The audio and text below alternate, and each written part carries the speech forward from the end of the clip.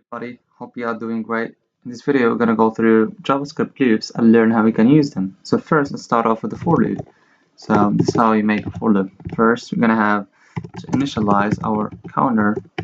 We gave it a value of 1, and then the condition, which is counter less 6, and then increment. So we're going to increment it by 1, right? And we're just going to console log the counter. So I'm going to explain what's going on here, all right? So I want to log the numbers from 1 to 5, alright, to the console using the for loop. So how are we going to do it? So first, the for loop requires you to have an initializer. So what we've done here is that we have initialized our counter and we gave it a value of 1, alright? And second thing is the condition.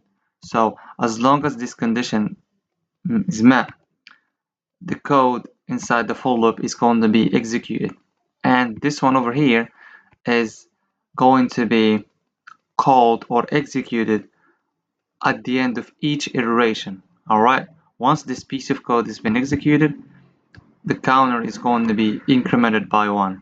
Alright, so at first we set the counter to 1, right? And then we gonna check for the condition. Is 1 less than 6? Yeah, true. And then we come here, we console log our counter, and then we are going, as I said, we are going to increment our counter by 1. So the counter now is 2. And then we do another check. We check if the counter is less than 6, which is in this case true. So we're going to execute this piece of code, and then we're going to increment. And it keeps doing that till this condition is not true anymore, right? If this condition is not true, the for loop is going to stop executing. So let me save the file so you can see the result in here. So if I save the file, as you can see, 1, 2, 3, 4 to 5. So this is how the for loop works. Now we are going to use the while loop. So the while loop operates a little bit different, but it's the same concept, alright? So we are going to declare our counter variable, and we're going to give it a value of 1, alright? And in here, while we give a condition, so while the counter is less than 6, I want you to console log the counter, right?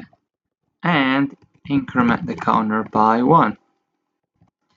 Alright, let me save this. And as you can see, it gave us the same result. But let me explain. So the while loop, what the while loop does is that before executing this code here, it checks for the condition if it's true. If that's the case, it executes the code, and once it's done executing the code, it checks again if the condition is still true. If that's true, it just keeps executing the code, and it checks for the condition again and again, and it keeps doing that until a condition is not met. Alright, as long as the condition is true, this piece of code is going to be executed. Alright, but once this condition is not valid anymore, the while loop is going to stop. In our case, because once we console log the counter, we always increment the counter by 1. So at some point it is going to stop. Alright, that's how we log numbers from 1 to 5.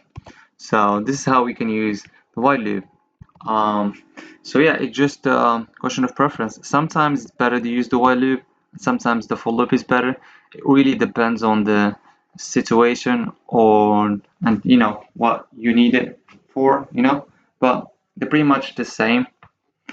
So yeah, that's it pretty much for the for and the while loop. Hope you guys enjoyed the video, and if you have any questions, just make sure to comment below the video, and I'll make sure to respond to as many of you guys, right? And hope you guys enjoyed the video. Leave a thumbs up, and yeah, see you on the next one.